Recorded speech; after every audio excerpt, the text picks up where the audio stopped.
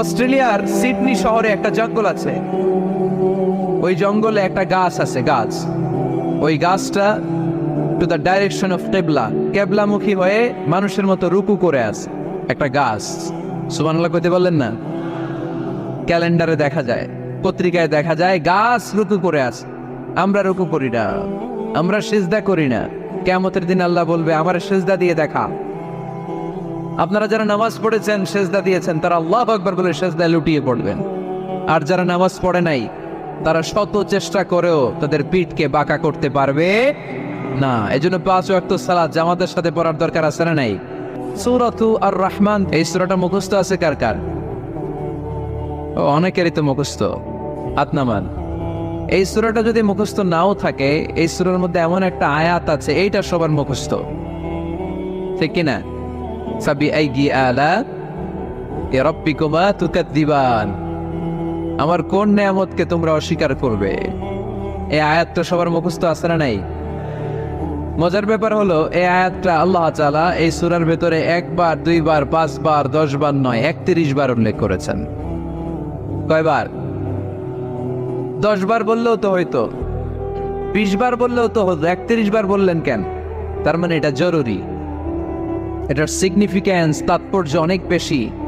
যে জিনিস যত গুরুত্বপূর্ণ, এটা বারবার বলতে হয়, ঠিক কিনা? এই জন্য আল্লাহ তাআলা বারবার বলেছেন, বারবার আমাদেরকে সচেতন করেছেন।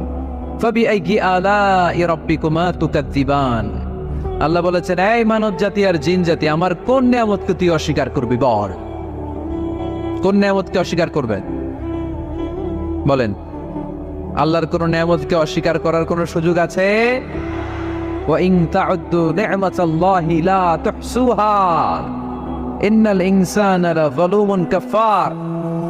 যদি আমার নিয়ামতগুলো গুনতে শুরু করে দাও, গুনতে গুনতে তোমার জীবন শেষ হয়ে যাবে, হায়াত ফুরিয়ে যাবে। আমি আল্লাহর নিয়ামত গুনে কশিন কালেও তোমরা শেষ করতে পারবে।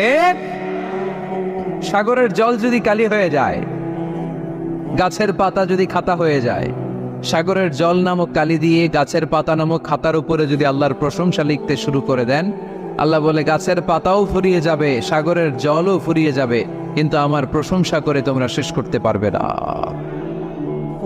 এজন্য আল্লাহর প্রশংসা করতে হবে বেশি বেশি নাকি কম কম?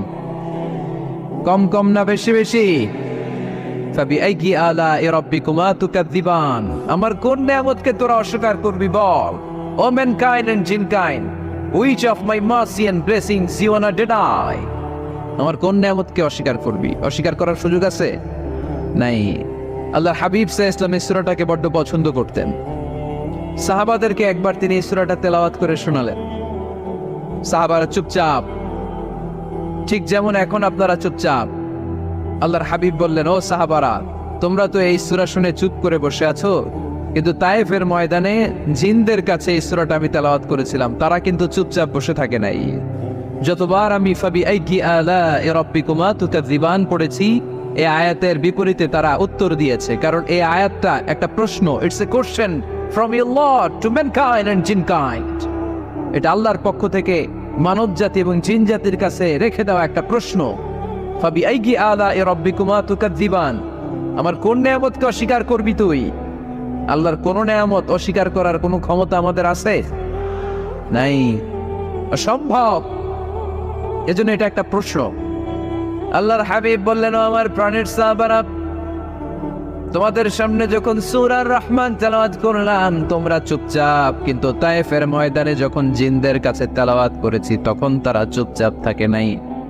যতবার আমি ফাবিআইয়ি আলা'i রাব্বিকুমা তুকাযযিবান তেলাওয়াত করেছি, প্রত্যেকটা আয়াত শেষে এই প্রশ্নের উত্তর তারা দিয়েছে।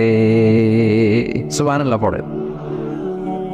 যতবার এই আয়াতটা পড়েছি, প্রত্যেকবার এই আয়াত শেষে তারা প্রশ্নের উত্তর দিয়েছে। তারা প্রত্যেকবার বলেছে, লা বিশাইইন মিন নিআমিকা রাব্বানা নুকাযযিবু ফালাকাল হামদু।